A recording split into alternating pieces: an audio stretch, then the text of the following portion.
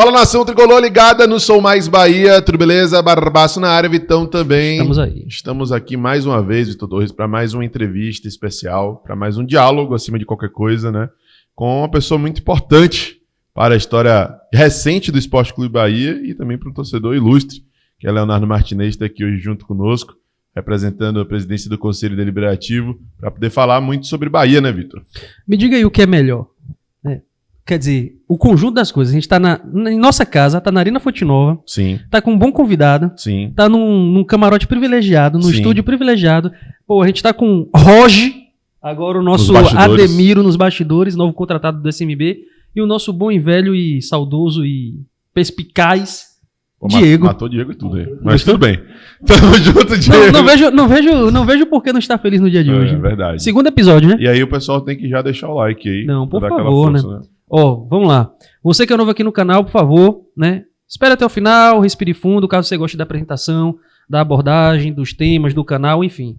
Aí sim, lá no final do vídeo, quando você gostar de tudo, você tiver certo de que você caiu de paraquedas no canal e gostou, aí sim, você deixa o seu like, compartilha, manda para todos os amigos e familiares, Telegram, WhatsApp, Instagram, Twitter, enfim, manda para todo mundo pra gente poder bater essa marca de 200 mil até o final do mês, né? Boa. Até o final do mês não, até o final do ano. Final do mês seria realmente uma corrida... Final do mês só com o robozinho, né? É, só com o robozinho, mas aqui é natural. É orgânico. Aqui como é aesthetic. Aesthetic, Então, exatamente. e você que já é de casa, aí você já sabe, né? Compartilhando aí, você ajuda a gente mais do que deixando o like e outras coisas mais, mas você já sabe como é que é, então deixa o seu like, compartilhe, grupo de WhatsApp, enfim, colhe aqui com a gente pra gente poder levar essa informação, poder levar essa live, poder levar esse conteúdo a mais tricolores pelo mundo.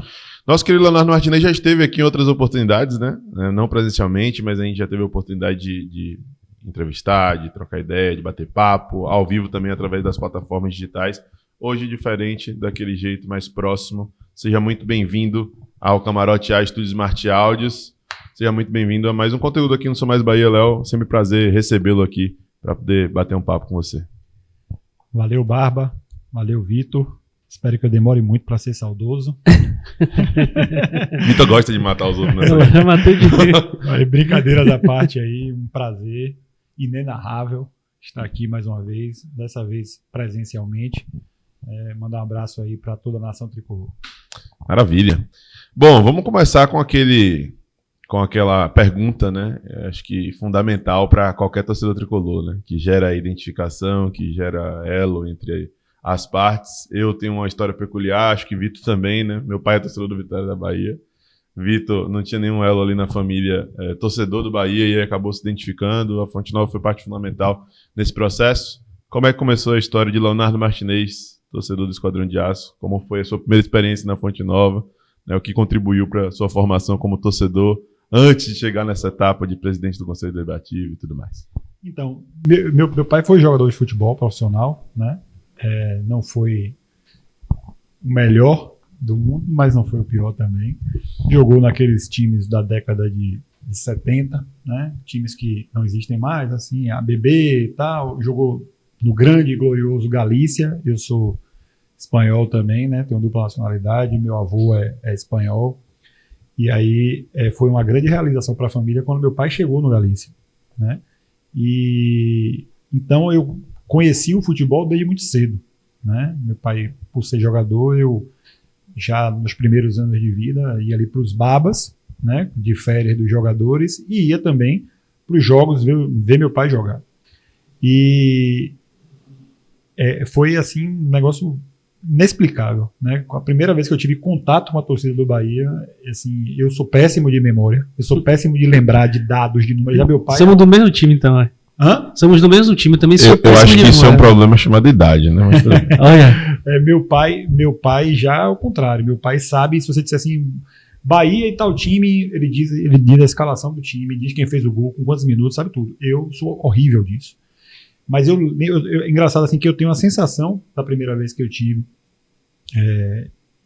na presença da torcida do Bahia, e ali foi instantâneo. Ali eu disse, eu sou Bahia. E aí pronto, e tive a grata felicidade de conviver muito proximamente com os ídolos do Bahia, né? Por meu pai ter sido jogador, então eu sou afilhado de Leguelé, né? Eu sou sobrinho praticamente de Beijoca, de Ronaldo Passos, de toda essa galera aí, né?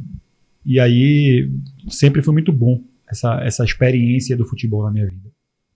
Maravilha, né? Tá no DNA, tá no sangue, não tem jeito. A gente falou muito sobre isso na outra entrevista que a gente teve, a oportunidade de a gente dialogar bastante sobre o Bahia, como começou a nossa paixão pelo Esquadrão de Aço. E eu acho que é importante também, até para poder situar o torcedor, a gente tem um público, graças a Deus, né, vasto, um público diversificado e um público que muitas vezes não tem dimensão, né, do que é a vida política do Bahia, principalmente, sobretudo, depois do período, né, da redemocratização do clube, né, em que o torcedor começou a ter voz, o torcedor começou a ter oportunidade de estar ali representando a agremiação e também outros torcedores, sócios no Conselho Deliberativo. Explica, antes de qualquer coisa, para esse torcedor, né, como é que funciona essa vida política do Bahia a partir desse período de redemocratização. Tem muita gente que às vezes se engana achando que existe remuneração para o Conselho Deliberativo e coisas do tipo. Enfim, eu acho que é importante, antes de qualquer coisa, a gente fazer até esse trabalho meio didático, né, para que o torcedor fique situado acerca de como funciona essa vida política do Bahia. E aproveita o ensejo para poder falar como é que surgiu o interesse de se inserir nessa vida política, do amor da sua vida, talvez. Então, quem é mais novo talvez não tenha a noção da realidade, né, da importância da democracia tricolor, né? Eu, como eu disse, filho de jogador de futebol, apaixonado pelo Bahia, e lutava, corria, pedia para ser sócio do Bahia. E eu sou mais um dos que ia lá na sede de praia, bater lá na porta e pedir, vamos ver, ainda não abriu, tal, e você não conseguia. O problema não era pagar. Pagar era assim, fazer o esforço, conseguir, mas não tinha disponibilidade, porque as pessoas que faziam parte daquele métier eram pessoas escolhidas a dedo. A verdade é essa. Então, em 2013, quando abriu a possibilidade, óbvio que eu participei de toda essa luta democrática, de forma talvez não tão expositiva, mas fazendo a minha parte, fui para passeata, enfim, tudo que a maioria dos torcedores apaixonados pelo Bahia fizeram, também fiz. E aí, logo no primeiro dia, aquela loucura ali no edifício KPM, não sei, né, a galera não lembra, eu estava lá naquela fila também, me tornei sócio imediatamente do Bahia. E aí passei a acompanhar mesmo o Bahia, ia acompanhar as reuniões quando era possível, ia como sócio ouvinte, né, para as reuniões. Sempre fui interessado, né, na política do Bahia, porque era uma espécie de assim, aquilo nunca mais pode voltar, né?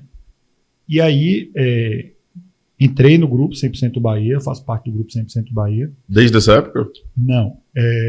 Já mais para frente, né, eu entrei no 100% Bahia, eu coordenei a campanha do 100% Bahia de 2017, salvo engano. Ou foi não me lembro agora, porque primeiro eu entrei como componente, depois fui para a coordenação do grupo, depois coordenei a campanha, e só na outra campanha que eu fui de fato eleito, né, conselheiro. Então, assim, isso é uma curiosidade, né? Porque assim, o primeiro mandato do cara como conselheiro, ele já foi presidente do conselho. Só que, na verdade, eu já vivia a política do Bahia muito antes disso. Isso me ajudou muito, né? Então, eu já tinha, por exemplo, apresentado projeto no Bahia como sócio, que foi um projeto relacionado ao autismo, né? Enfim, uma série de situações. E aí, algo que me deixava muito agoniado era essa lembrança do período anterior à democracia. Tanto que, quando eu me tornei presidente do conselho, eu tinha uma meta. Eu tinha, assim, existia um processo disciplinar em andamento contra Marcelo Guimarães Filho e Rui Ascioli, e aquele processo ele corria desde 2014, 2015, salvo engano. E entrava presidente, saía presidente. E foi a primeira coisa que você pensou quando se tornou presidente do Conselho Deliberativo? Mas pode ter certeza que uma das primeiras coisas que eu pensei foi dizer assim, eu preciso contar com meus companheiros, porque isso não é um trabalho de Leonardo Martinez só, de jeito nenhum. Depende do Conselho Deliberativo, depende do departamento jurídico do clube, né? Uma facilidade que eu tive nesse caso é porque eu sou advogado, então eu pude acompanhar de perto o processo judicial, porque era sempre o mesmo modus operandi do Marcelo Guimarães Filho. O fato de não ter acontecido o processo, chegado ao fim, o processo de expulsão dele, com os outros presidentes, não foi inércia dos presidentes nem do Conselho. Era, de fato, a parte jurídica que impedia, porque o Conselho Deliberativo fazia tudo e aí, na véspera, chegavam a liminar. Então, eu meio que identifiquei aquele modus operandi e falei assim, vamos trabalhar aqui em conjunto, o Conselho Deliberativo e o jurídico do clube, né? Então, nós atuamos no processo judicial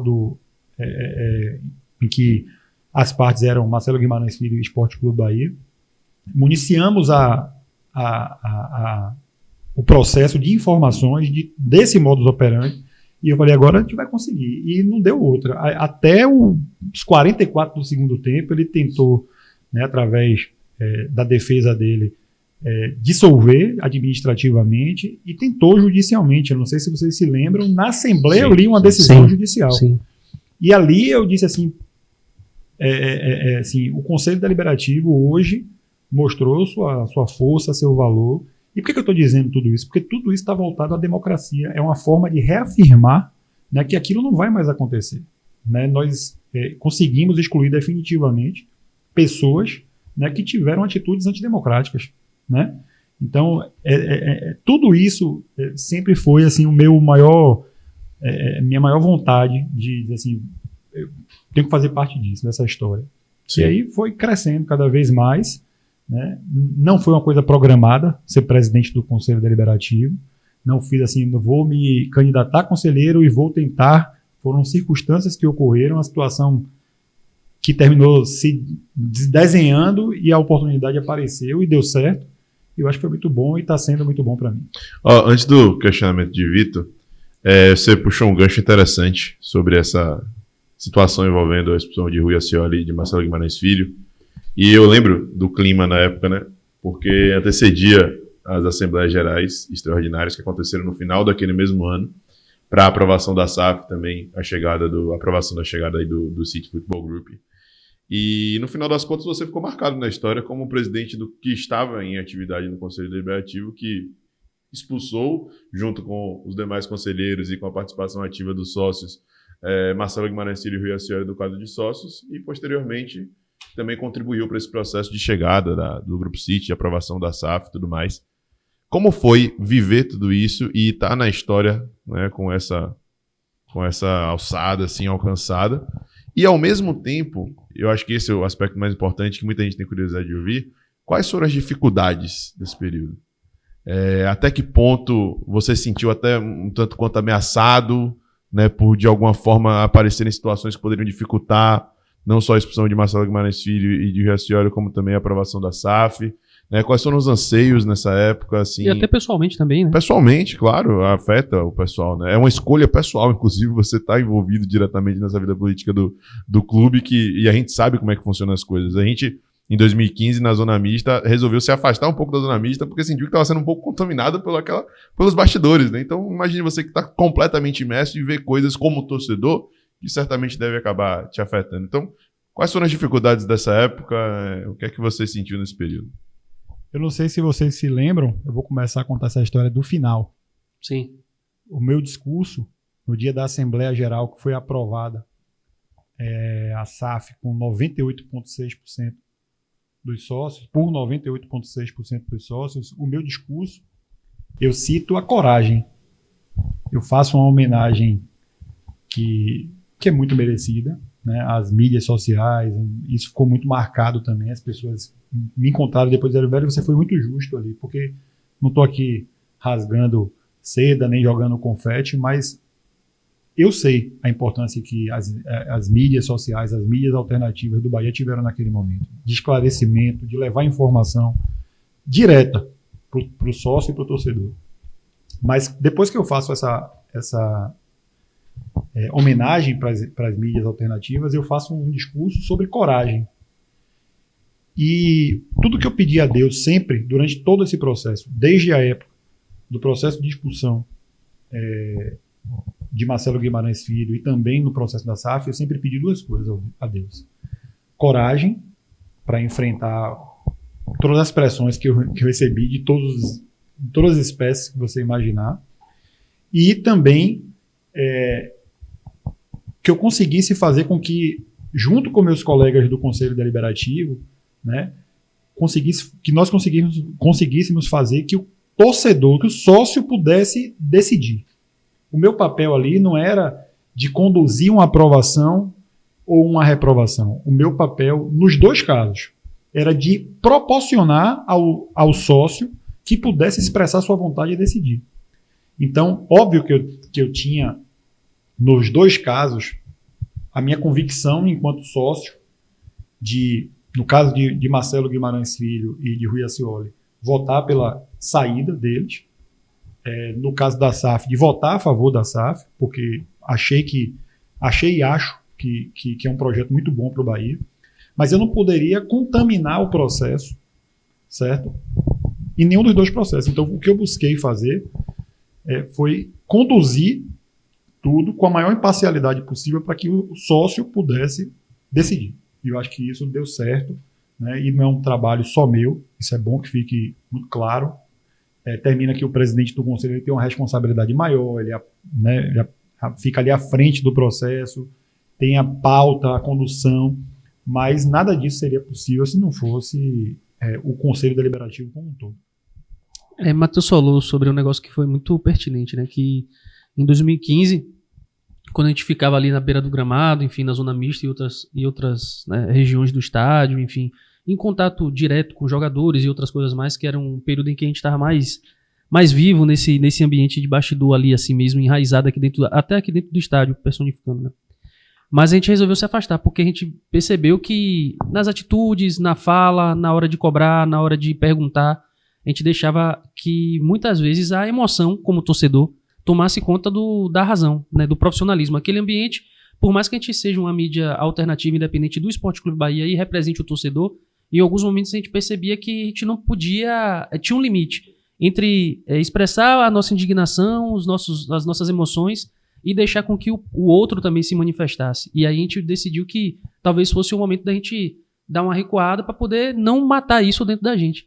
Em algum momento você percebeu que assim que você teve que parar e pensar, obviamente você é profissional antes de tudo, antes de até mesmo torcedor, mas teve algum momento que você falou assim, pô, essa decisão acho que eu tô tomando no calor da emoção, acho que é bom eu parar, refletir e seguir por esse lado que é o lado mais racional e menos, né, apaixonado, menos de coração, assim, menos torcedor.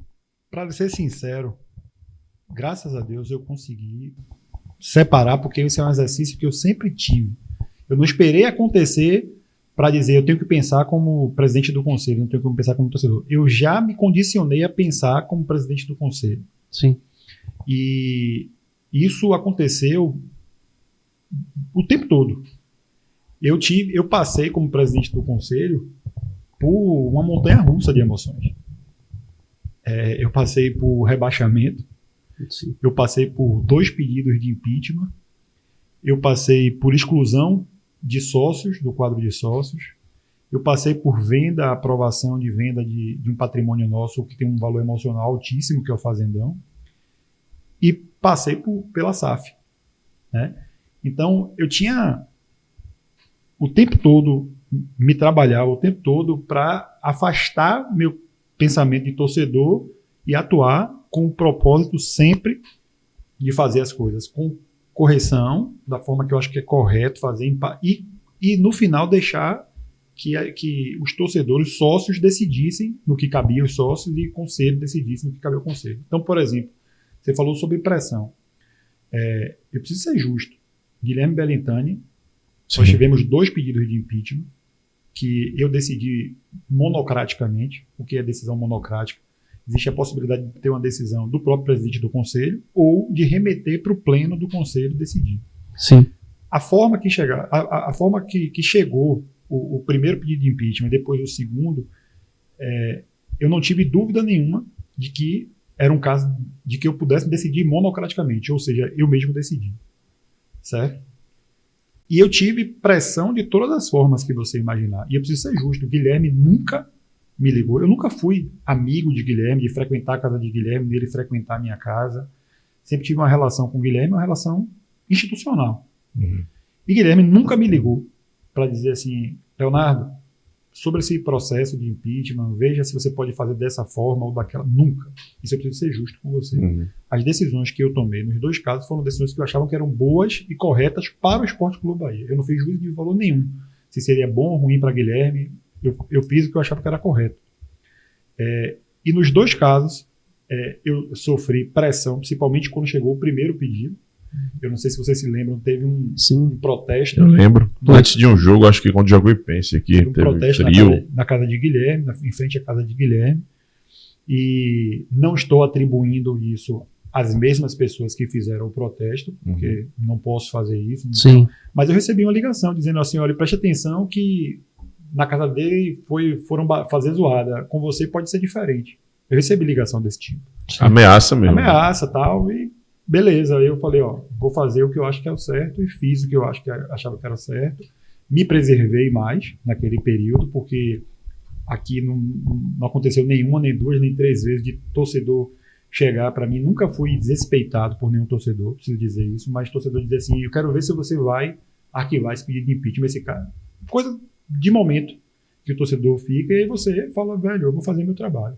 Sim. Se você achar que você tem que fazer alguma coisa contra mim ou contra a minha família, você vai fazer, mas eu vou fazer meu trabalho, minha consciência é essa. E se você aceitasse o pedido na época, fosse aprovado dentro do conselho e Birentani fosse impeachmentado, teria Grupo City hoje? Pois é, não teria Grupo City, mas, para ser sincero, Barba, eu vou ser bem franco assim,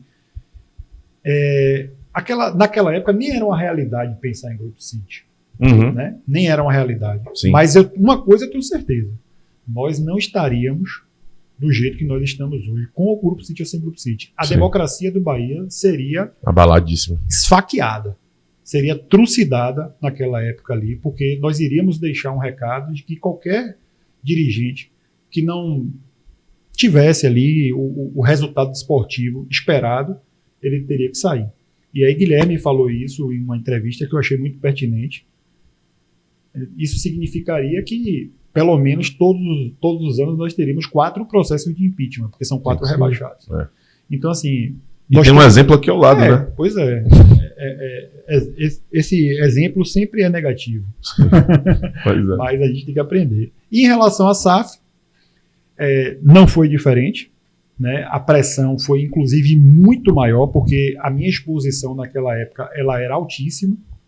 Né? Eu recebia pressão de todos os lados, até se divulgar que o Grupo City, que era o Grupo City, o proponente, eu já sabia, né, obviamente, dessa informação, já disse isso, mas até se divulgar que era o Grupo City, até que começasse a especular que era o Grupo City, eu era muito, vamos dizer assim, confrontado sobre a possibilidade de estar contribuindo para um processo que ia matar a democracia do Bahia, mais ou menos isso. Sim.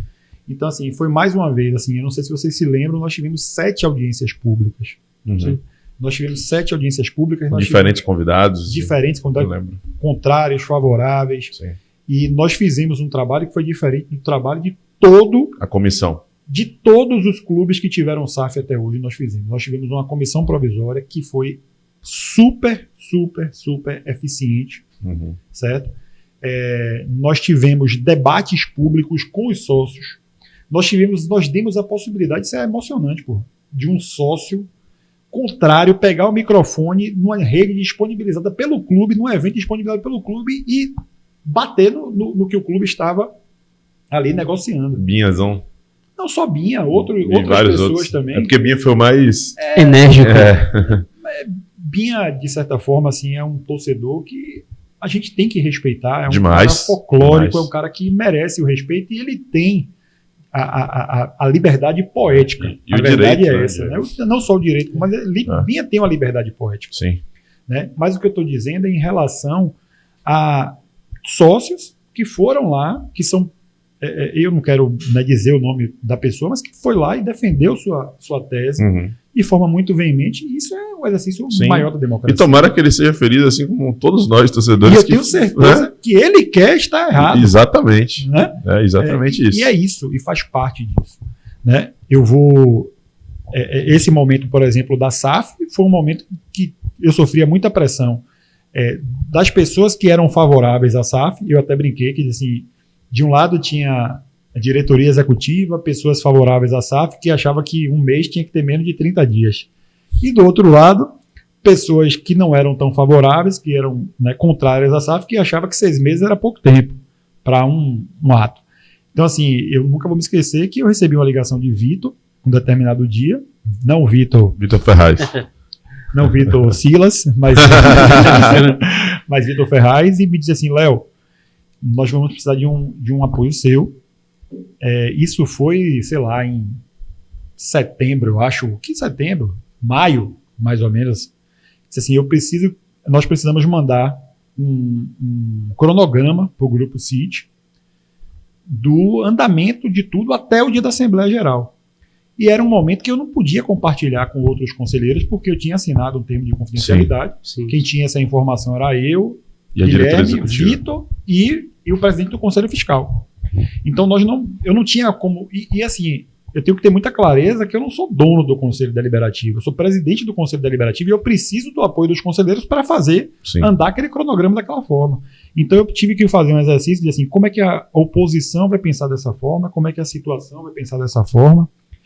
E aí, fiz ali um cronograma e, graças a Deus, o cronograma deu certo. Ainda conseguimos antecipar, salvo engano, uma semana do cronograma e deu tudo certo. Sim. E, no meio desse processo, teve aquela situação do Opportunity, né? Sim. Que acabou, para alguns, né, atrasando um pouco esse processo. Ficou muito na brincadeira de vai ser na próxima semana, vai ser na próxima semana. Essa próxima semana cá chegou. Como foi lidar com isso também, né? Isso fazia parte. Essas incertezas, né? Na verdade, é isso. Externamente parecia uma incerteza. Sim. Né?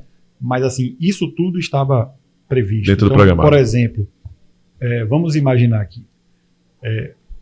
Isso acontece muito no dia a dia. Né? Eu tenho um débito com o Vitor. Vitor sabe que eu não tenho condições financeiras de pagar aquele débito. Então, o Vitor, na hora de negociar comigo, ele aceita fazer uma concessão para receber um valor menor, porque ele sabe que se ele for forçar para receber, talvez, o valor integral que ele tenha direito, né, se essa fosse a decisão, ele não ia receber. Então, a partir do momento que você fecha um negócio, uma sociedade, com alguém que teria capacidade de fazer esse pagamento, obviamente, o credor, a pessoa, ela já não iria fazer uma concessão tão grande. Então, era indispensável fazer esse acordo antes da finalização. Por quê? Porque o valor do negócio não iria mudar, né? Sim. Esse 1 bilhão. Mas o que iria mudar era o que sobraria para o objeto do negócio, que era o futebol. Então, tudo isso foi muito bem feito. Preciso fazer justiça à diretoria executiva, porque foi quem buscou o parceiro, foi quem negociou, foi quem, de fato, fez essa parte toda. E, obviamente, os poderes do clube, Conselho Deliberativo, Conselho Fiscal. Né? O grande diferencial desse processo foi que nós pudemos contribuir com pontos que, pelo menos, nós tínhamos assim: isso aqui é negociável, isso aqui é negociável, isso aqui é negociável. Então, assim, o Grupo City já recebeu e já pôde fazer uma proposta conhecendo até onde poderia ir em relação ao Esporte Clube Bahia. Massa. E assim, como foi, você falou dessa cláusula de confidencialidade e tudo mais, o próprio Belintani, numa entrevista, né, eu acho que foi para Marinho até ali fora, saindo já do estacionamento, ele falou sobre isso, né, e que isso impedia que ele pudesse falar de algumas coisas, inclusive o nome. Mas para você, que votou de maneira favorável, né, e apesar de ter desempenhado o seu papel como presidente do Conselho Deliberativo, de ser imparcial e tudo mais, já declarou que foi favorável à aprovação da SAF, a chegada do Grupo City e tudo mais. Como foi quando você ouviu pela primeira vez que era o Grupo City? Qual foi a primeira impressão que você teve? Assim? Porque quando chegou pela primeira vez, a parte esmagadora da torcida pensou, pô, e aí, escudo, e vai mudar? Mas você já conhecia a lei da SAF, né? Sabia dessa questão dos 10%, de preservar a identidade, a marca de maneira geral. Como foi quando você ouviu pela primeira vez que era o Grupo City? Ficou entusiasmado, otimista, enfim? Vou lhe dizer a realidade. No mês de fevereiro, eu estava no exterior. Era meu aniversário, o mês do meu aniversário, eu estava no exterior com minha família e tal, e aí recebi uma ligação de uma pessoa perguntando se eu estava no exterior negociando com o Grupo City. E eu dei risada, né? Obviamente, porque quem negociou, quem fez tudo foi a diretoria executiva e nem de longe eu tive qualquer parcela de contribuição na negociação, nada disso. E eu lembro também que Guilherme me ligou, né? E Vitor, e disseram, olha, nós precisamos ter uma conversa. E aí eu falei, não sabia o que era, mas nunca ia imaginar, né, que seria isso. Quando o Guilherme falou, preciso dividir uma coisa com você, mas é algo extremamente fechado, né? Se essa situação vazar, pode prejudicar muito o clube e podemos perder a oportunidade de fazer um grande negócio. Aí eu falei, não, tranquilo, o que é? Quando ele falou que a proposta que estava sendo discutida, era com o Grupo City, eu, de fato, assim, foi um misto de um susto muito grande, né? E, ao mesmo tempo, uma felicidade imensa, né? Porque isso não quer dizer que nós fechamos os olhos para o que iria ser negociado, né? O que ser, mas, assim, você já parte com o pé direito, né? Fala assim, pô, estamos aqui falando com... Não é qualquer coisa. Exatamente, estamos falando aqui com um grupo, né, que já administra 12 outros clubes, né, e que está sendo procurado por diversos clubes do Brasil, né? Essa historinha que circulou muito aí, porque eu não posso falar, infelizmente, mas eu sei de grupos, de clubes, melhor dizendo, times de futebol, que torceram a boca nas redes sociais, mas que bateram lá na porta do City e a porta já estava fechada. Teve mais que... Teve. Surgiu o nome do Atlético, né? Eu não posso falar, mas eu sei o seguinte, uma coisa eu posso garantir, que muita gente que torceu a boca publicamente foram pessoas que buscaram e não tiveram... Queriam estar no lugar do Bahia. Vitor Torres, faça o questionamento. Não, é isso. Agora, realmente esse negócio de que ainda tem essa luta, né? Depois de tanto tempo e as pessoas ainda falando, poderia ter... Tem muito torcedor que fala, né? Poderia ter sido a gente a ter essa SAF do Grupo City e tal. Até tiveram alguns torcedores do Vasco que chegaram a cogitar isso, né? Com a 777 lá, falar, bem que poderia ter sido o do Grupo City e tal. Em que momento você percebe, assim, em quais aspectos especificamente, desde o início até ao longo desse processo, que, de fato, essa SAF era uma SAF que tinha algumas minúcias que eram diferentes, a diferenciava das demais, tipo da 777, tem também que a gente falou que, assim, é um modelo diferente, mas a do Cuiabá também é uma SAF, é uma SAF familiar, mas é uma SAF. Dentre essas outras, como é que, quando chegou assim a papelada, digamos assim, para o pessoal entender, você bateu o olho, você falou assim, provavelmente você deve ter visto as outras, modelos de outras SAFs também, e percebeu, não, essa aqui eu acho que vale a pena, essa aqui é respeito ao Bahia, é a melhor do Brasil, respeito ao que é a tradição do Bahia. Eu não sei se vocês se lembram, no evento do museu, eu lembro, eu te entrevistei. Exatamente, nem se falava de quem era o grupo, quem era proponente, nada disso, e tá na minha rede social isso. Se você for lá olhar, você vai ver que no meu discurso lá eu digo que em breve o Bahia será o mundo. Eu disse que isso. Teve o negócio a Bahia é Bahia, a Bahia é Bahia, eu lembro. O mote daquele evento foi Sim. A Bahia é Bahia. Aí eu peguei, fiz referência a esse mote, disse a Bahia é Bahia, mas eu tenho certeza que em breve teremos um museu e o Bahia será o mundo. E no programa com Ulisses Gama. Abraço, nosso querido Ulisses, em breve vai estar aqui também com a gente. Forte abraço. Lá com o Uli, no programa de rádio dele, naquela época eu disse que a SAF do Bahia seria a melhor SAF do Brasil. E aquilo ali na época, meu amigo, foi uma bomba, né? Porque, presidente do conselho, que tal, como é que pode dizer que é a melhor SAF do Brasil? E eu disse que se tudo que eu estava verificando em termos de contrato, de tudo isso, se efetivasse, eu não tinha dúvida nenhuma que seria a melhor SAF do Brasil.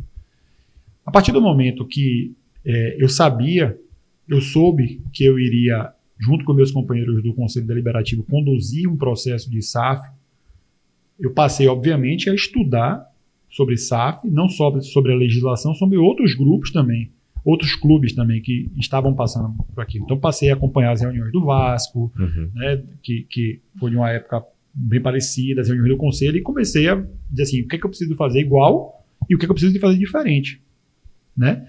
Então, assim, quando eu digo que é a melhor SAF do Brasil, eu dizia naquela época e reafirmo hoje que a melhor SAF que nós temos é a melhor SAF do Brasil, isso não está atrelado ao valor financeiro. Guilherme disse isso, que não estava atrás de um cheque, estava atrás de um projeto. Sim. E essa era uma conversa que nós tínhamos com o Guilherme também. Né? Nós, que eu digo, nós conselheiros, dizíamos isso para ele. E ele absorveu isso de forma muito forte. Não que ele disse isso a partir da conversa dos conselheiros. Não estou tirando o mérito de Guilherme, não. Sim. Mas os conselheiros reforçaram isso. Né? Então, por exemplo, a única SAF do Brasil que pagou completamente a dívida é a SAF do Bahia. E era a associação, né, o clube que tinha a menor dívida dentre os demais times aí que se tornaram SAF. Né? Então, assim, o nosso contrato ele tem diversos marcadores que foram nos mínimos detalhes, sabe? Questões mais significativas, como as cores, como o escudo, mas desde quantas vezes ele pode usar a camisa número 2 e a camisa número 1. Tudo isso está assegurado. O que acontece se Deus me livre e guarde, o Bahia for para uma série inferior, tem penalidade financeira para isso. Quanto tempo um jogador tem que ficar no elenco e ser relacionado para contabilizar no prazo de investimento. Então, assim, o contrato do Bahia com o Grupo City, que se tornou o Bahia SAF, é um contrato extremamente denso, extremamente detalhado. São mais de 600 folhas entre contrato e anexo. Sim. Então, assim, eu digo e reafirmo, é a melhor SAF do Brasil, porque as pessoas que conduziram esse processo, iniciando por Guilherme Bellintani, Vitor Ferraz, passando pelo Conselho Fiscal e Conselho Deliberativo, e com a pincelada mágica da democracia, os sócios na Assembleia Geral, todos se preocuparam em fazer a verificação no mais mínimo, no menor detalhe possível. As audiências públicas foram exaustivas de perguntas de todos os tipos, respostas ali para sócios que tinham questionamentos particularizados. Então, assim, de fato, eu tenho muito orgulho, né, de ter feito parte desse momento, junto com o Conselho, junto com a diretoria executiva, porque eu não tenho dúvida nenhuma. Se der certo, e vai dar certo, e já está dando certo, será um mérito compartilhado. Sim. Certo? Não será um mérito de uma pessoa só. Sim, justo. Vamos falar sobre a associação, né? Tenho percebido o anseio do torcedor por novidades, apesar da parte majoritária estar focada no futebol e querendo um resultado, querendo que o Bahia saia da situação o quanto antes. Inclusive, atrelando a esse momento de melhor SAF do Brasil aos resultados também dentro de campo, né? Que é inevitável, a galera faz essa associação. Pois é. Recentemente, houve aí o anúncio das redes sociais voltadas para a associação. O Conselho Fiscal teve a oportunidade de visitar a nova sede. O que é que tem sido feito, né, com a participação ativa aí do Conselho Deliberativo para que a gente tenha uma associação forte? Como é que estão os números até, né, de sócios que se mantiveram sócios da associação, para além dos sócios do Bahia SAF? Como é que você tem visto? Quais são os seus anseios? O que é que você tem percebido internamente que precisa de alguma forma melhorar? Enfim. E ainda acrescento, desculpe te interromper, em quais aspectos o Grupo City tem influenciado de maneira positiva, né, para esse crescimento, para essa evolução da associação? Então, primeiro deixar muito claro o que você disse, é uma realidade. O torcedor do Bahia, ele está ligado majoritariamente ao futebol. É compreensível que seja assim, né? Mas eu tenho feito diversos apelos, né, que as pessoas acompanhem as reuniões do Conselho Deliberativo, que as pessoas se associem e se mantenham sócios, né? Porque quem era sócio do Bahia permaneceu sócio do Bahia na base de dados, exceto se mandou uma solicitação de cancelamento ou se deixou de pagar, né? Então, atualmente nós temos aí em torno de, pelo menos do último dado que eu solicitei para a diretoria executiva, mais de 30 mil sócios, porém, em adimplência, pouco mais de 8 mil. Disso da associação. Da associação, né? Quando eu falo assim da associação, a associação é o Bahia, que existe desde 1931. O que é novo é a SAF, que é o Bahia SAF. Então, assim, é muito importante que as pessoas entendam que devem continuar sócios, porque todas as decisões que nós iremos tomar. Então, agora o Conselho Deliberativo está debruçado sobre uma reforma estatutária, né? Essa reforma estatutária tramitará no Conselho Deliberativo e depois vai para a Assembleia Geral de Sócios e quem vai votar é o sócio. Sim. Então, se você acompanha Barbaço, Vitor e os diversos canais, é muito importante que você faça isso, porque você está falando do seu time e tal, mas quem vai decidir é o sócio. Uhum. Então é importante que vocês compreendam e falem assim, sim, mas o que é que eu vou ganhar com isso? Primeiro, a gente tem que procurar, de certa forma, afastar essa ideia de que o sócio do Bahia é uma situação relacionada ao consumo. Nós não estamos falando de um produto, nós estamos falando do nosso amor, do Bahia. Bom, então as pessoas precisam lembrar que 10% pertence ao Bahia, à associação. E 10% manda em quê? 10% não manda, porque 90% que, obviamente, mas nós temos, primeiro, poder de veto em diversos assuntos, certo? Nós temos a possibilidade de fiscalizar se o que foi aprovado é o que está sendo feito, né? Mas nós temos que lembrar, sobretudo, acima de tudo, que o que nós estamos construindo com o Grupo City não deve ser nem uma relação de subserviência e nem também uma relação oposicionista. Nós temos que estabelecer uma relação de parceria. Somos sócios. Nós precisamos fazer com que o futebol cresça cada vez mais. É o interesse do Grupo City, é o interesse do Bahia e devemos ali ter atitudes em comum que voltem nesse sentido. Mas, além disso, para além disso, todo o trabalho, né, que nós estamos fazendo nesse momento, que é um trabalho de estruturação, vamos dizer assim, no Conselho Deliberativo Legislativa, com os documentos, com reforma do Estatuto, a diretoria executiva também tem realizado esse trabalho para estruturar, né? Então já tem ali a sede, o layout da sede, funcionários contratados, rede social criada. Bahia 31, inclusive. Bahia 31. Divulgar. Né? Tem também projetos que estão já para acontecer aí, né? Similar ao Repensando Bahia, certo? Que vai justamente rediscutir tudo isso, né? E aí as pessoas falam assim, sim, mas o esporte olímpico, qual é o esporte que o Bahia vai desenvolver? Veja só, aí é uma opinião de Leonardo, não acho correto, né, que faltando aí 3 meses, 4 meses para o mandato de Guilherme acabar, de Vitor acabar, né, o nosso mandato enquanto conselheiro, a gente define agora qual que o esporte que vai ser desenvolvido, porque isso não deve ser uma opinião, isso não deve ser um achismo de A, de B ou de C. Então, o que deve ser feito nesse momento é estruturar para que o próximo mandato, certo, faça o trabalho adequado, certo? Como é que se vai escolher qual é o esporte olímpico que vai se fazer? Eu entendo, né? Isso aí quem vai decidir, obviamente, é o próximo presidente, o próximo vice-presidente, o próximo conselho, mas eu entendo que deve ser feita uma pesquisa de mercado, né? Ouvir o sócio do Bahia, ouvir o torcedor do Bahia, perceber o que é que vai gerar mais engajamento, mais interesse e vai favorecer o clube. E quem é que vai poder decidir sobre isso? O sócio. Quem vai poder decidir sobre isso é o sócio. Então, a importância de se manter sócio, em primeiro lugar, deve ser pensando nesse escudo que está aí, ó, pensando no Bahia, sem querer nada em troca, simplesmente para ajudar o time do seu coração. E o segundo, você poder decidir.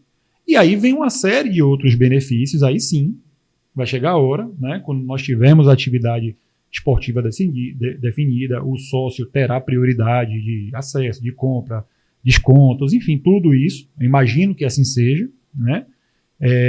E também é importante um diálogo, eu acho que o próximo presidente, o próximo vice-presidente deve ter uma relação fraternal com a SAF, né?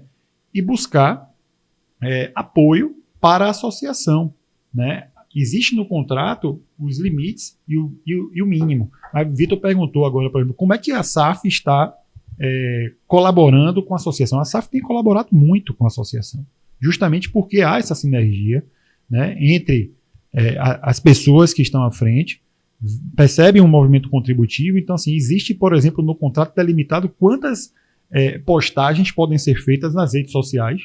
É mesmo? Do Bahia, né? Do Bahia SAF, que quem controla o perfil habitual que todos nós conhecemos, que tem milhares e milhares de seguidores, é o Bahia SAF. E existe ali delimitado a quantidade de postagem, por exemplo, e a SAF tem contribuído com isso, com essas divulgações, enquanto essa transição não acontece, enquanto as mídias sociais, as redes sociais da associação não estão tão poderosas, né? É treinamento de funcionário para CAIS. A SAF contribuiu muito com isso, dentro da estrutura dela, enquanto nós não tínhamos nossa estrutura. Então, é importante haver essa sinergia entre as empresas e entender que são empresas parceiras e sócias. Sim, perfeito. Bom, a gente ainda falando sobre essa questão da associação, tem algumas pautas para quem, sobretudo, acompanha as reuniões do Conselho Deliberativo. A gente no canal aqui sempre procura, né, indicar para o pessoal poder acompanhar, jogar algum tipo de provocação para a galera acompanhar de perto. Tivemos recentemente, inclusive, a retransmissão do debate para o Conselho Fiscal e tudo mais. A gente ainda vai falar sobre essa pauta. Mas tem dois pontos que eu acho que são importantes, são pertinentes de serem discutidos, que é um com relação nessa questão das discussões sobre reforma estatutária e tudo mais, da redução do quórum, e outra sobre a questão referente a se reeleger, né, como conselheiro deliberativo do Esporte Clube Bahia.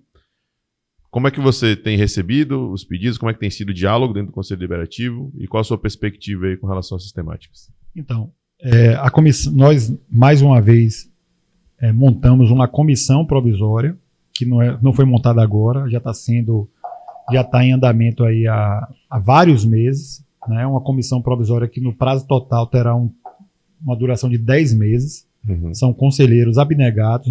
Pela primeira vez nós conseguimos montar uma comissão mista, vamos dizer assim, sim, com a participação ali de 9 componentes, sendo um deles da diretoria executiva, para que nós pudéssemos fazer um trabalho de fato assim com uma visão mais ampla. Então fizemos uma comissão formada por 8 conselheiros e um representante da diretoria executiva. Eles estão estudando e fizeram um belíssimo trabalho no texto base de reforma estatutária, né? E depois disso os conselheiros apresentaram destaques, né? E desses destaques foram 87 destaques, só para você ter uma ideia, 87 destaques que foram apresentados pelo Conselho Deliberativo. E aí começa uma discussão muito ampla, né, sobre a reforma estatutária. Aí você citou aí 2 exemplos, né? Um exemplo é de uma proposta que eu tenho defendido publicamente, não é uma proposta só de Leonardo Martinez, não é uma proposta só do Grupo 100% Bahia, mas de diversos grupos que já sinalizaram que estão apoiando a proposta, que basicamente é o seguinte: hoje nós temos, para mudar o estatuto, a necessidade de, primeiro, uma aprovação daquela proposta com, no mínimo, 2 terços do Conselho Deliberativo. Não da presença do Conselho Deliberativo, mas 2 terços do Conselho Deliberativo. Que em números atuais são 67 pessoas. Sim. Se isso for aprovado, né, se essa proposta for aprovada, tiver 67 votos no mínimo, essa matéria segue para a Assembleia Geral de Sócios e aí o sócio decide se aprova ou não aprova. Lembrando que até hoje, né, os sócios, em todas as situações, estiveram alinhados aí com o conselho, né? Sim, exatamente. Então, a partir disso, e eu entendo, e diversas pessoas entendem assim, que isso de fato era um número realmente necessário, um quórum muito qualificado, um quórum muito difícil de conseguir, porque não se deve alterar o estatuto com tanta facilidade, né, por uma questão de segurança, vamos dizer assim. Só que nós precisamos lembrar que nós tínhamos primeiro um quadro associativo, né, falando aí da era da democracia, logo quando começou a democracia, um quadro associativo, além de pequeno. Muitas pessoas que eram sócios provenientes de uma contaminação, que a maioria não conseguia ser sócio, a verdade é essa. Sim. Então, de fato, tinha que se ter realmente uma dificuldade grande, né, porque qualquer pessoa poderia apresentar uma proposta, tal, enfim. Só que nós hoje temos, exatamente agora, né, temos 10 anos de democracia. Né? Estamos completando no dia 17 de agosto, 10 anos do dia da aprovação do nosso estatuto, é o dia da democracia tricolor. E eu entendo que esse período foi suficiente para amadurecer a nossa democracia, para ter primeiro, um quadro de sócios muito mais amplo, muito mais heterogêneo. Veja só, o Conselho Deliberativo tem 10 grupos, grupo de situação, grupo de oposição. Sim. Então, eu acho que nós já temos maturidade suficiente para reduzir esse quórum de 67, né, que é de 2/3, para um quórum de maioria absoluta, que seria 51. Por que isso? Porque, como eu já disse, quem aprova a alteração estatutária não é o Conselho Deliberativo, é a Assembleia Geral de Sócios. Uhum.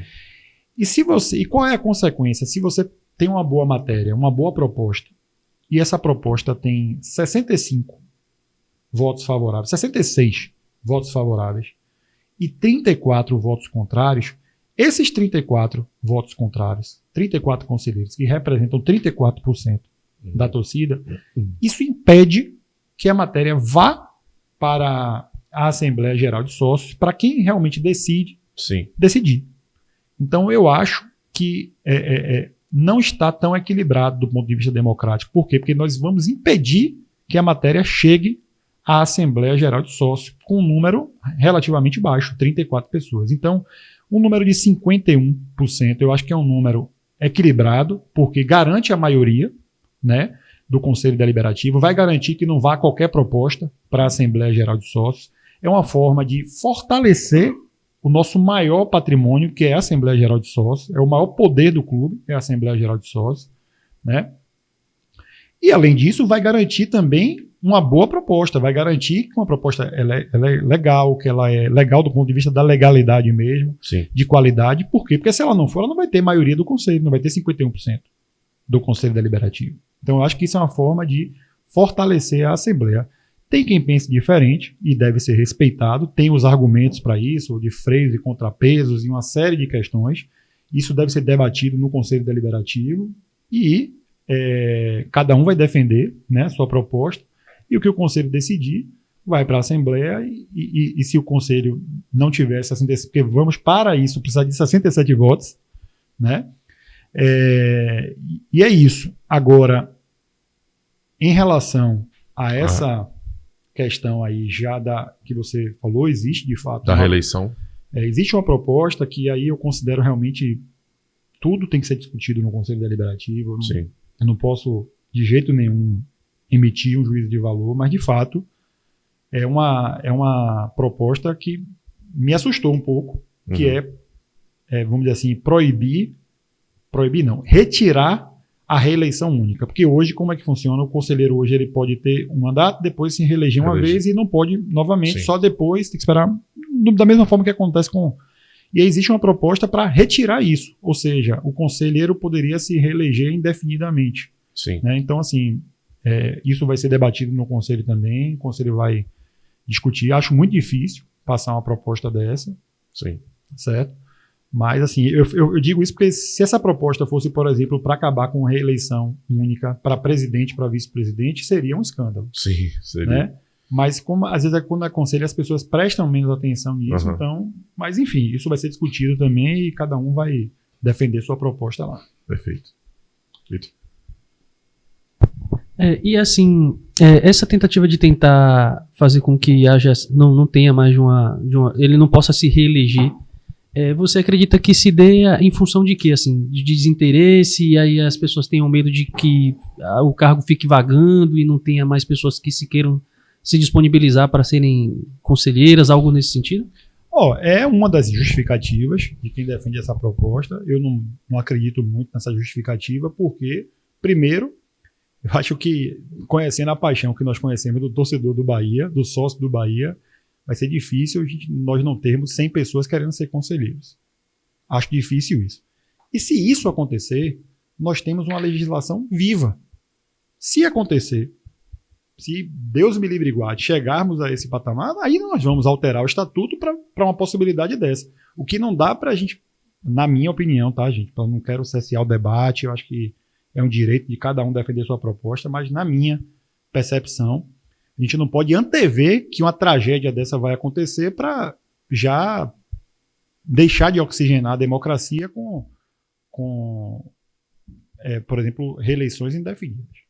Aí acaba cortando as alternativas, né? A gente Sim. antecipa algo que a gente não sabe se vai acontecer Pois é. e todo o debate que poderia percorrer durante esse tempo acaba pois é. esvaziando. Agora, Vitor, a gente já fez essa pergunta outras vezes para Leonardo Martinez, né? Sim. Agora, em agosto, a gente está gravando em agosto, vai sair em agosto esse conteúdo, se aproximando da eleição do presidente da associação, e a gente até já debateu muito sobre isso, né? Já discutiu muito sobre isso. É inegável que hoje a pressão sobre o presidente da associação é menor do que em outrora, né? O presidente Belitani que o diga, Marcelo Santana também, até hoje são alvos de críticas e tudo mais da torcida tricolor, mas isso evidentemente não tira a grande responsabilidade de se tornar presidente da Associação Esporte Clube Bahia. E aí, você cogita essa possibilidade, algo que passa pela sua cabeça, que você pensa, que você pretende concorrer à presidência da Associação Esporte Clube Bahia? Primeiro dizer que se tem uma coisa que não muda nada para mim, em termos de sonho que eu tenho um Sim. sonho, isso é fato, eu já disse algumas vezes, eu tenho um sonho de um dia ser presidente do Bahia. Um dia irei lutar por isso. Não sei se vai ser agora, não sei se quando essa entrevista for ao ar eu já tenha me decidido, mas assim, fato é, não muda nada para mim a pressão que existia antes e a pressão que de fato será menor agora, mas esqueçam a possibilidade de não ter pressão ou ser uma pequena pressão ser presidente ou vice-presidente do Bahia. Sim. Não, esqueça. Eu penso que um dos maiores cargos da Bahia é ser presidente do Esporte Clube Bahia. E não vai... isso para mim não muda nada em relação a ser candidato ou não ser candidato, né? O que muda para mim, Barba e Vitor, para ser bem sincero, é o que irá acontecer no processo eleitoral. Quais serão os nomes que estarão à disposição do eleitor? Você acha que teremos muitos nomes? Eu acho que teremos uma quantidade de nomes, e inclusive torço para isso, porque é bom para o processo democrático, certo? Mas a minha decisão de ser candidato ou não ser candidato estará intimamente ligada à qualidade, a qualidade no meu sentido, tá? Eu não sou dono da verdade, dos candidatos. Se eu achar que o meu nome pode contribuir para uma chapa de melhor qualidade ou uma situação de melhor qualidade para o projeto do Bahia, certo? Colocarei meu nome à disposição. Se eu achar que os nomes que estão postos ali atendem isso, né, vamos dizer assim, e que não será um problema, aí eu posso, inclusive, não colocar meu nome à disposição. Mas uma coisa é certa, Leonardo Martinez estará apoiando um projeto que eu considero que seja bom para o Bahia, seja com o meu próprio nome, seja apoiando o nome de pessoas que eu acho que podem fazer isso. Mas assim, não tenho essa decisão tomada ainda. Essa decisão de se vai ser agora, se vai ser depois, eu não tenho isso tomado ainda, essa decisão tomada. Mas um dia, com fé em Deus, irei lutar por isso, irei brigar por isso. Eu tenho um questionamento que é o seguinte. Todo mundo que tem uma profissão, uma ocupação e vive intensamente na empresa, seja dono, seja, sei lá, funcionário, sempre almeja chegar em um determinado cargo, obviamente por questões financeiras, o que não é o caso, né, aqui, mas, por exemplo, de projeto de vida mesmo. Eu gostaria de poder tomar determinada decisão, eu queria participar de determinada decisão, ou então, no caso do presidente do Bahia, eu vou dizer assim, no meu caso, sei lá, eu não penso em ser presidente nunca, mas se caso eu tivesse que avaliar algumas coisas e colocasse na balança, eu colocaria, obviamente, a questão da permanência da democracia, né, para poder manter ali aquele regime, aquele status, mas também pensaria no caso do futebol. E a gente acabou de falar do sócio que às vezes não quer contribuir com a associação porque não está ligado a futebol, do eventual conselheiro que pode não querer permanecer no cargo ou pode não surgir tantas pessoas assim com possibilidade de se tornarem conselheiras. No caso do presidente, você acha que também existe esse... vou chamar de glamour, não sei se seria exatamente esse nome, mas essa intenção de, tipo assim, não ter isso tão aceso quanto já foi antigamente, por conta dessa decisão de não lidar com o futebol diretamente? Existem diversos cenários aí. Tem gente que vai deixar de ser candidato porque entende que perdeu o glamour, como você disse. Vai ter gente que vai deixar de ser candidato porque acha que... Porque de fato, vamos aqui para a realidade. Sim. A realidade aqui é uma só. O Bahia, a Associação Bahia, ela pouco irá interferir em relação ao futebol, certo? Exceto os assuntos que competem a ela, certo? Mas ela pode atrapalhar muito, Sim. certo? Então, perceba, pouco poderá ajudar, né? Mas atrapalhar, eu não tenho dúvida nenhuma. Então, o que acontece é o seguinte, nós precisamos agora, nesse momento, e é isso que eu estou muito atento, pessoas que possam ajudar o projeto a se fortalecer e que possam ajudar a associação, especialmente nesse momento, que é um momento definitivo para a associação. Nós precisamos ter pessoas que conheçam de associação, que conheçam de projeto, que conheçam da atividade, né? Que tenham uma condição de ajudar, de fato, o projeto. Certo? Então, eu não tenho dúvida nenhuma que o futebol deve ser algo que mexe na tomada de decisão. É isso. Mas, assim, nós precisamos ter um olhar muito atento para o que vai acontecer daqui para frente. Entendi. Perfeito. Falando sobre daqui para frente, recentemente tivemos eleições do representante, né, do Bahia Associação no Conselho Fiscal do Bahia SAF. Muito se questionou sobre a ausência do debate, né, dentro do Conselho Deliberativo. Você, inclusive, fez também essa ponderação na reunião que acabou aí elegendo o Bernardo Aju. Tivemos Jorge Mendonça, Pedro Daltro, Renato Godeville, Bernardo Aju. Como é que você viu esse processo eleitoral dentro do Conselho Deliberativo? Você acha que realmente faltou esse debate? Você acha, né, que, no final das contas, o direito foi exercido, mas, enfim, que o profissional agora, né, porque é remunerado, o Bernardo Aju vai desempenhar o melhor trabalho lá no Bahia SAF, né? Como é que você vê a participação do Conselho Deliberativo nesse processo? Então, não é segredo para ninguém que eu defendia a realização do debate, fiz o meu papel enquanto presidente do Conselho Deliberativo, mandei um ofício, consulta para a comissão eleitoral, que gosta de autonomia para decidir sobre isso. Nesse ofício que foi publicado, está publicado no site do Bahia, eu expressei o meu desejo de realização, mas, obviamente, respeitei a autonomia da comissão eleitoral, que tomou uma decisão. Não foi uma decisão unânime na própria comissão eleitoral, isso foi dito publicamente. Mas o que eu acho que fica desse processo é o aprendizado, né? É o aprendizado da democracia, é o fortalecimento, é o amadurecimento da nossa democracia. Se nós olharmos hoje, em 2023, situações que eram realizadas em 2014, 2015, 2016, certamente nós evoluímos, certo? E naquela época era o melhor que poderia se dar para a democracia. Hoje, o que nós fizemos, com a experiência que nós temos, foi o melhor que o processo democrático pôde proporcionar para a eleição de Bernardo Aju e de Pedro, né, como suplente. E eu acho que é um processo, de fato, de aprendizado e amadurecimento, certo?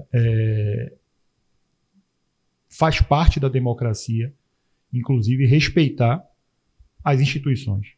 E a instituição, comissão eleitoral, tomou uma decisão que foi uma decisão democrática. Uma decisão democrática no sentido de que ela tomou respaldada em um regulamento eleitoral que foi aprovado no Conselho Deliberativo.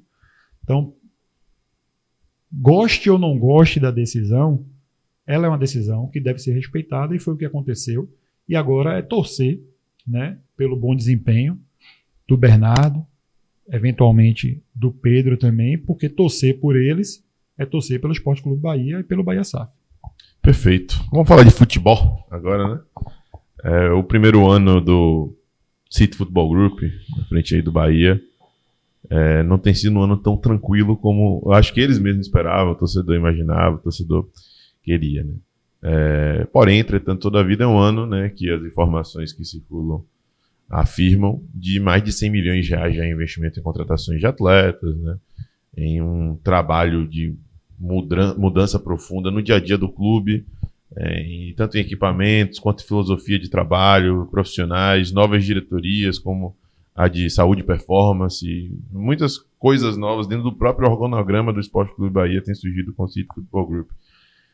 Como tem sido para você, no seu ponto de vista, enquanto torcedor mesmo, esse primeiro ano do projeto? Qual a sua perspectiva ainda para esse primeiro ano? Com relação à posição do Bahia no campeonato, se a briga vai perdurar até o final para não cair? Eles não prometeram nada, evidentemente, e tem, evidentemente, também essa gestão de expectativa para poder ser abordada, mas você esperava um pouquinho mais de tranquilidade aí, né, nesse começo de projeto?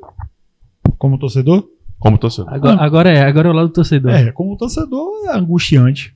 Uhum. Angustiante, é lógico que ninguém, isso eu posso lhe garantir aí, não só como torcedor, como presidente do conselho, né, ninguém esperava que nós teríamos aí um primeiro ano acachapante, como eu acho que será no futuro. Eu acho que o Bahia no futuro será um clube que irá disputar, sim, de igual para igual, dando trabalho, sendo mais odiado, né, como já me foi dito. Mais odiado pelos outros do que pela torcida. Exatamente, né? Exatamente. Pela torcida, esqueça que o Bahia nunca será odiado. Nunca será odiado pela torcida. A torcida dorme chateada, no outro dia enche a bilheteria para comprar o ingresso no próximo jogo, e isso não vai mudar nunca. Hoje aqui, inclusive, estava tendo isso, né? Pois é. Enfim, sem saber quando é que vai ao ar, mas é véspera de jogo e a galera tá aqui. Mesmo dando indícios de chuva, de um chuvisco, de uma coisa ou outra, o pessoal tá lá firme e forte. A torcida do Bahia é de outro planeta, meu amigo. E só fazendo um parênteses aqui, uma curiosidade, eu conversei com um dirigente do alto escalão do Grupo City, e aí perguntei para ele, seja sincero comigo, porque o torcedor do Bahia, ele acha que ele é o maior torcedor do planeta, certo? Ele não só acha, como ele é, como eu disse para ele, brinquei com ele. E vocês administram 13 clubes, dentre eles o Bahia. Aqui é diferente mesmo, a pressão é diferente mesmo, e ele virou para mim e falou, não tô fazendo nenhuma gracinha não, é verdade, aqui o negócio é diferente, a torcida de fato tem uma pressão. Ele falou que Bahia tem uma proximidade em relação a esse tipo de pressão com pouquíssimos outros clubes, não que os outros sejam tranquilos, não é isso, mas ele falou aqui é diferente, de fato. Então assim, eu não tenho dúvida nenhuma, nem como torcedor e nem como presidente do conselho, que esse projeto vai dar certo, isso é fato. Isso vai dar certo. Sabe aquela plaquinha que nós assim, estamos em obra, desculpe o transtorno, mas é o que, para mim, é o que está acontecendo agora. Mas, preciso ser sincero, que não esperava que o transtorno da obra seria tão grande nesse início, né? Então, assim, respondendo a sua pergunta mais diretamente, eu acho que a forma de jogar, né, que é uma nova filosofia, uma nova filosofia de jogo, de não dar chutão, de sair sempre com a bola no pé. Isso é, de fato, muito difícil para os jogadores que estão, né, se adaptando a esse método. Então, assim, já foi muito mais difícil o modo de jogo. Eu acho que o time está encaixando, o time tem se apresentado melhor, e eu acho que isso vai acontecer cada vez mais, e teremos ainda nesse ano, certo? Um Bahia muito mais, vamos dizer assim, muito mais forte, ao ponto de, não é só uma vontade de torcedor não, tá? Porque a vontade de torcedor, a gente tem que o Bahia ganhe logo e de goleada. Mas assim, é uma visão de fato assim, de quem está acompanhando o trabalho mesmo. Eu acho que no segundo turno a tendência vai ser melhorar cada vez mais, e nós não teremos um segundo turno de brigar para não cair. Eu acho. Amém. Tomara. Gostou das contratações da segunda janela? Gostei. E Achou interessante? Vou lhe dizer. Achou que faltou algo? Você vai falar sobre isso. Vou lhe dizer algo aqui com muita... É uma opinião impopular. Tá? Você bota assim, gostou das contratações do segundo turno? Aí eu vou dizer gostei. E do primeiro turno? É muito fácil.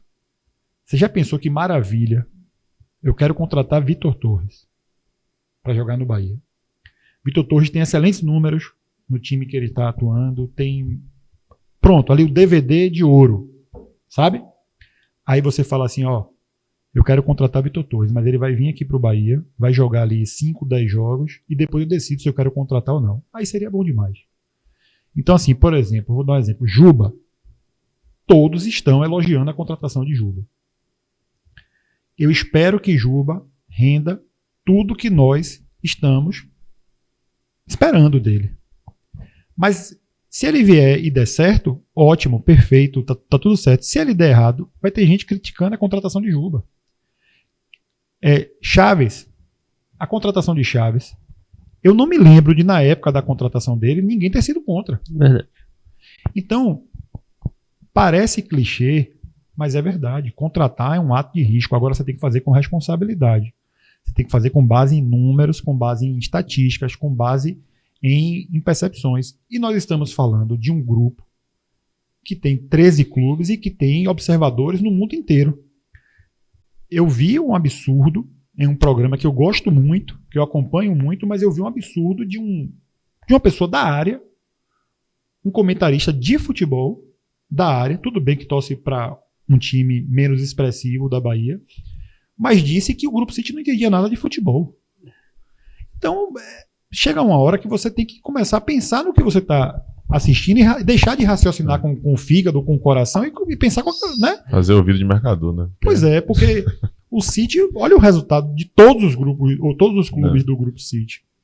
Isso é um fato. Acho que a maior certeza do torcedor, até aquele que está incrédulo, está chateado com o comentário, é que vai dar certo. Né? A gente não sabe quando, a gente não sabe, né, até que ponto vai dar certo, se vai ser com conquista de título já a médio prazo ou não, mas todo mundo sabe que vai funcionar. Né? Eu acho que o grande exemplo talvez seja o Botafogo. A gente já mencionou em algumas outras oportunidades por conta da base de dados que eles têm do scout que eles têm, das movimentações que eles fizeram, poucos jogadores badalados também, a maioria fruto realmente de busca, de pesquisa, né, como foram alguns do Bahia, Cauli, Rafael Ratão, entre outros, né, que foram trazidos através de buscas minuciosas e tudo mais, e houve um encaixe, né, Eu acho que a gente, porque quando você está perto da zona de rebaixamento, vem a situação que está, a cobrança por resultado e a necessidade de resultado é muito maior do que qualquer outro tipo de convencimento, né? Mas eu acho que a gente se aproxima hoje da forma de jogar que talvez possa gerar esses resultados. Né? Falta ali um ajuste defensivo, que ainda há uma exposição, uma certa vulnerabilidade e definição melhor ali no ataque, na frente. Inclusive, essa foi uma grande crítica da torcida, que eu não sei se você comunga, é do Camisa 9, que faltou esse jogador e tudo mais para poder levar mais ainda o nível da equipe. Mas, enfim, eu acho que teremos também a tal da tranquilidade almejada nesse segundo turno, eu espero. E aí a perspectiva para o próximo ano, acho que até você concorda, é muito positiva, porque devemos ter investimento maior ou igual, essa é a tendência, base, né? E já uma espinha dorsal, né? Exatamente. A diferença está... Contratar mais, precisando de menos. Tipo no meu sentir, a diferença ela está muito mais ligada a já ter uma filosofia, já ter uma espinha dorsal, já ter um trabalho desenvolvido e poder contratar para otimizar. Nós agora fizemos, a verdade o Grupo City, que assumiu o departamento de futebol, de certa forma, eles trocaram o pneu com o carro em movimento. Então, eles fizeram a implementação de uma nova filosofia, implementação de tecnologia, tudo sendo implementado em andamento com o campeonato, enfim, não é algo simples. Então, assim, não é um achismo, não é uma torcida minha. Sim. É, de fato, a percepção de que cada ano, cada período que passar, nós vamos melhorar cada vez mais. Vamos falar de Fazendão, rapidamente. Você falou aí, dentre as votações que aconteceram dentro do Conselho Deliberativo e tudo mais, teve essa da venda do Fazendão, né? Isso acabou sendo aprovado e tudo mais, mas não aconteceu a venda. Uhum. Recentemente a gente recebeu uma informação, a gente apurou que o Bahia cogita essa possibilidade de voltar para lá, por conta principalmente da logística complicada, com um maravilhoso CT de Dias Dávila, o CT Evaristo Macedo, né, e já se fala em projetos sendo desenvolvido e algo sendo pensado para poder, né, facilitar a vida do jogador, dos funcionários, de todo mundo que tem que estar lá no dia a dia, labutando no CT. Você vê essa possibilidade? O que é que você acredita que pode ser feito e desenvolvido no Fazendão, em termos de expansão, né? Tem o terreno ali do Jardim das Margaridas e tudo mais. Como é que você vê esse processo de logística e acha que realmente isso pode vir a acontecer? De fato, assim, eu não tenho nenhuma informação concreta sobre isso, certo? Eu acho que se isso for acontecer, não é algo a curto prazo, certo? O Conselho Deliberativo, ainda quando o patrimônio estava no ativo do Bahia, né? da associação, autorizou, primeiro recomendou e depois a Assembleia Geral autorizou a venda, né, do patrimônio, o que não foi feito, e hoje esse patrimônio pertence à SAF, pertence ao Bahia SAF. Sim. Então, assim, vai ser uma decisão estratégica que o grupo vai tomar, né? De fato, assim, eu não tenho informação concreta sobre isso. Se você me perguntar, eu acho que nós temos um dos melhores centros de treinamento do país, né? Eu tive a oportunidade de conhecer diversos já, e o Bahia realmente tem um CT muito bom, né? Pode ter, de fato, um problema logístico, né? Mas isso aí, assim, dinheiro não é problema, né? Para construir, de fato, se eles conseguirem construir, se eles acharem que é oportuno fazer todo um investimento para ter a qualidade que nós temos na cidade tricolor, aqui não tem dúvida que vai melhorar a logística, que vai melhorar a vida de todo mundo. Esse é o ponto, eu fico me perguntando isso. Pois é, agora assim,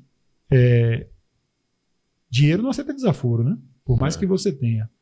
Então, assim, eu não sei de fato qual é o projeto, né, do grupo em relação a isso, mas não é uma decisão fácil de tomar, não, porque nós temos, se o CT fosse ruim, mas muito pelo contrário, é muito bom. Sim. O CT. Existe um problema de logística, enfim, aí eles vão definir. E aí, Vitor Torres, algum questionamento a mais?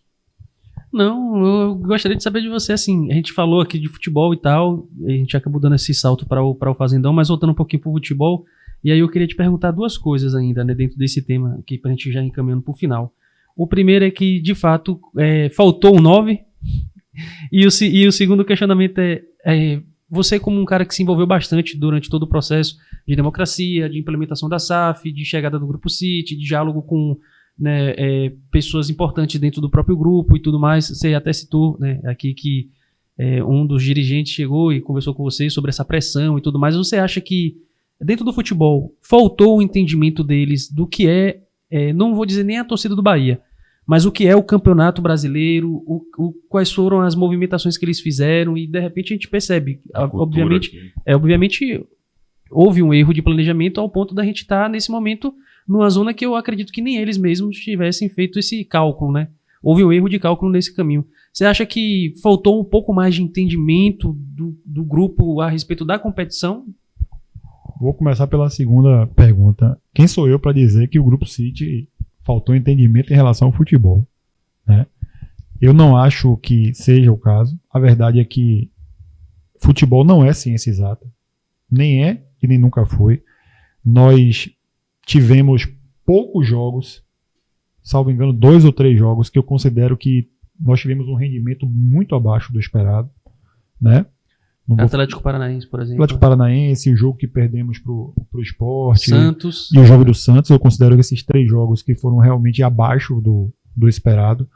Mas os outros jogos que nós tivemos, Vitor, você, Barbaço, você também, acho que podem concordar comigo que alguns jogos que nós perdemos, nós tranquilamente poderíamos ter tido triunfo naqueles jogos, certo? Jogos que inexplicavelmente os gols não aconteceram, certo? E isso mudaria completamente a situação do Bahia na tabela.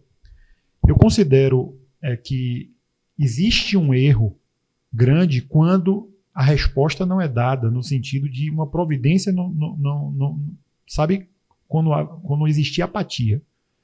Então, assim, estamos na posição que nós esperávamos ou queremos? Não. Mas eu acho que o Grupo City respondeu isso com contratação E não só com isso, com contratações e não só com isso. Eu acompanho, né, de certa forma, o dia a dia do clube e eu sei que eles não estão parados.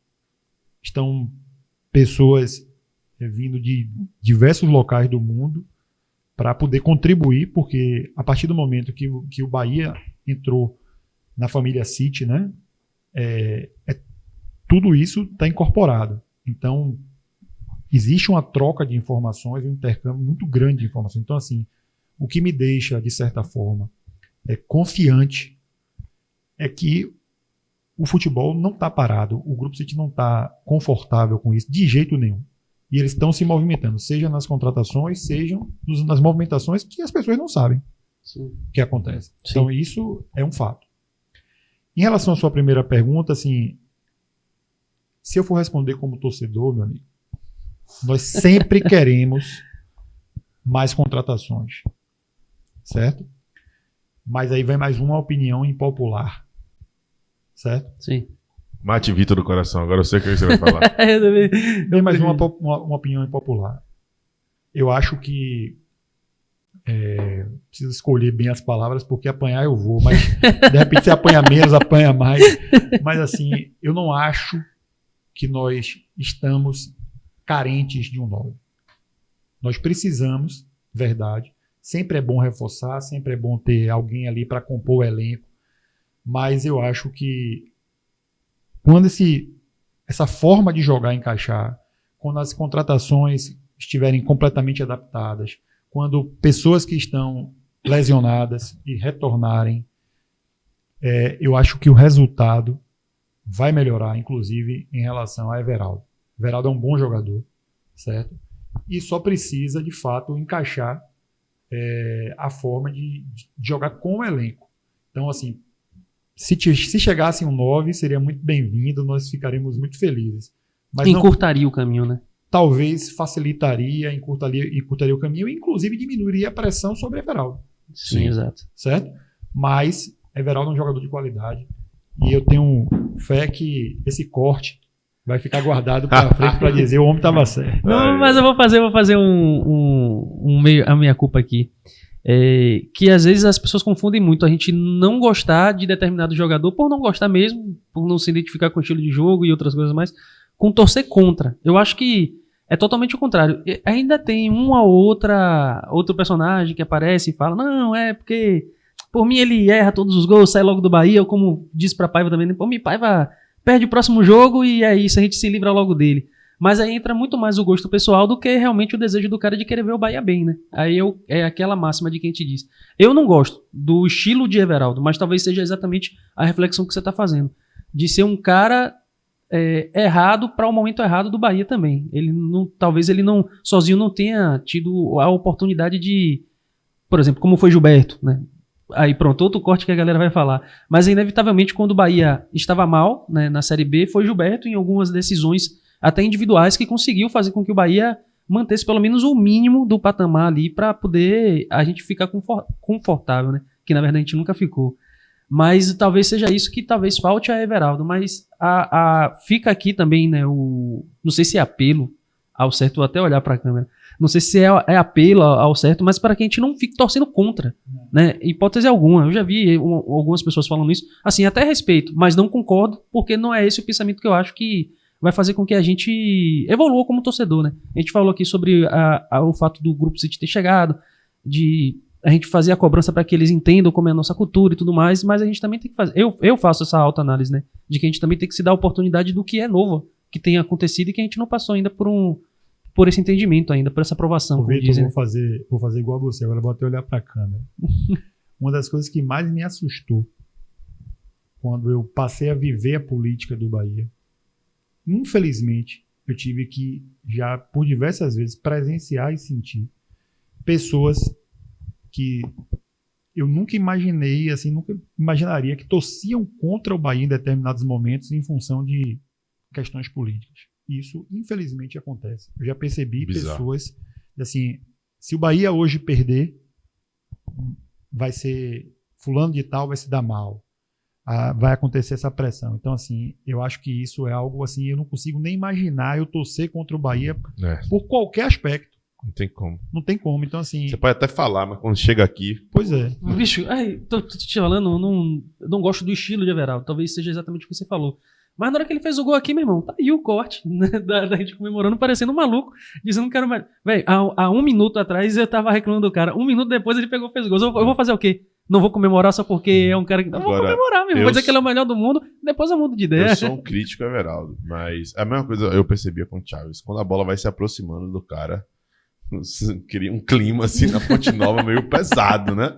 Parece que a galera já sabe que o cara vai errar, né? E aí já tá na... Mas é o que ele falou. É o que quando ele fez aquele golaço. Ali foi. Eu falei antes. antes. Ali eu morri. Você viu o vídeo que eu fiz? Eu morri, quase infartei ali. Você viu o vídeo que eu fiz lá, né, no Grêmio? Quando ele ajeitou a bola, eu falei golaço. Sabia que ele ia lascar no ângulo. Então é isso. Torcedor do Bahia é isso aí, meu amigo. Os caras fizeram 2 gols em 2 jogos decisivos. Já foi. Abraço, já caiu foi. nas graças. É isso aí. Léo, obrigado mais uma vez pela presença aqui. Acho que já é a 3ª oportunidade que ele tem. É porque agora não é bem live, né? É gravado, mas a 3ª oportunidade que tem de fazer um bate-papo um pouco mais longo. A gente já também fez entrevista em momentos marcantes da história do Bahia, das Assembleias Gerais. Não só essa de Marcelo Guimarães Filho. Você se lembra que nós fizemos na véspera da Assembleia Geral. Na véspera da Assembleia Geral. Já tarde da noite. Sim, foi até mais tarde, realmente. Então, enfim, as portas continuam abertas aí pra gente poder falar de Bahia, falar sobre a associação, que é uma pauta extremamente importante. E, novamente, aqui, se você quiser, inclusive, passar esse recado pro torcedor, acompanhe as reuniões do Conselho Deliberativo. É fundamental, é importante demais. Todas, né, Léo? Sendo transmitidas na TV Bahia. Enfim, e aqui você também vai ter sempre espaço para poder falar sobre o Esquadrão, sobre o Conselho Deliberativo, sobre a associação, sobre o SAF, sobre o Grupo City, Salam Aleikum e tudo mais. Fazer um pedido para vocês aqui no final, antes de passar a palavra para Vitor ali. Vou pedir para vocês colocarem um link aqui do site da associação, porque muitas pessoas estão confundindo, né, o site para se tornar sócio com o site lá do Bahia, o que nós todos conhecíamos até então, mas o site da associação é um site específico, e é nesse link aqui que o pessoal vai deixar aí na tela para vocês. Vai estar bonitinho, acho que mais ou menos por aqui assim, né? Pronto.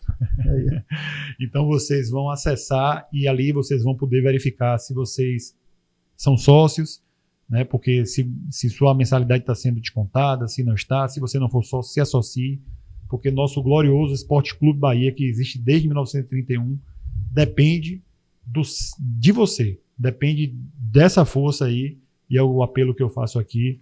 E muito obrigado pela oportunidade mais uma vez. É um prazer falar aqui com a turma aí do Sou Mais Bahia. É isso, né, meu amigo? Chegamos mais ao fim de mais uma. Ao fim de mais uma resenha, de mais um programa. Esse é o programa de número 2. Né? Como vocês sabem, é uma proposta diferente, é como se fosse um podcast. Nós não temos nem nome ainda. Chegamos a cogitar ali durante o horário do almoço, mas enfim, a gente vai pensar. Mas de qualquer maneira, mais Bahia. Seria Pode Mais Bahia. Mas pronto, vai ficar esse daí. Né? São episódios, como vocês sabem. A gente faz o episódio gravado, como se fosse podcast. Não é ao vivo, mas a gente vai soltando os teasers, vai soltando ali as falas mais marcantes, né? E depois disponibiliza, obviamente, na íntegra. Então, é uma iniciativa que a gente está fazendo aqui de coração, né? Com todas as modificações que a gente tem implementado, tecnológicas, enfim, mão de obra e outras coisas mais, nesse lugar que é mágico, né, do torcedor. Então, a gente espera que vocês tenham gostado.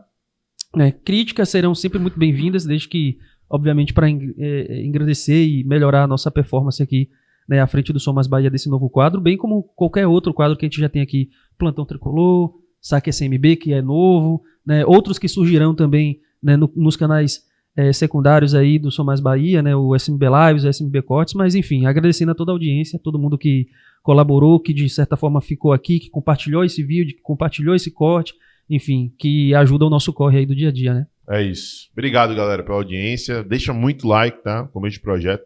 Como o Vitor falou, a gente já entrevista a gente desde 2013, 2014, já fomos em casa de jogador. Né? A gente só tá se aprimorando e buscando trazer um conteúdo cada vez mais qualificado para você, tá?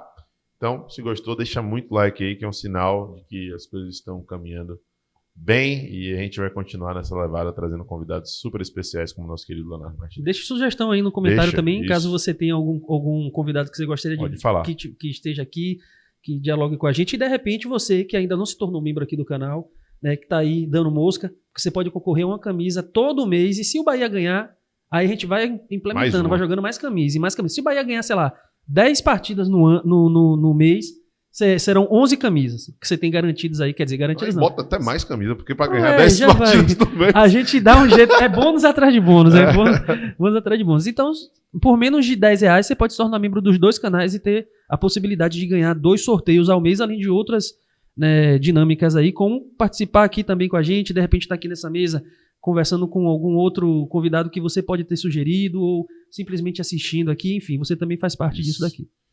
Valeu, galera. Abraço pra vocês, até a próxima. Eu sou Mais Bahia, eu sou maior do Nordeste. E você?